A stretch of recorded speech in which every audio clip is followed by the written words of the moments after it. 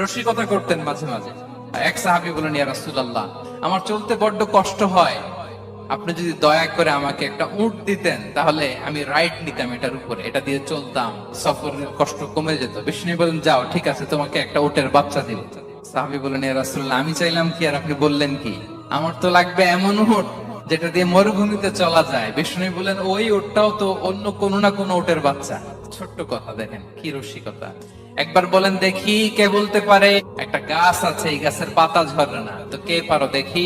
কোন সাহাবী পারে না, কারণ তারা ভাবতেছিল দূরের ওই সিরিয়ার কোন গাছ হবে, অমুক জায়গার মরুভূমির গাছ হবে, ঘরের পাশে যে খেজুর গাছ ওইটা আর কেউ হবে না। তো আব্দুল্লাহ ইবনে উমর তখন খুব ছোট, তিনি মনে মনে ধরে ফেলছিলেন, কিন্তু ভয়ে বলে না। তো বাসায় যে উমর রাদিয়াল্লাহু বলে, আব্বা, আপনারা কেউ পারেন না, আমি তো জানতাম এটা খেজুর গাছ, তো বললা না যে?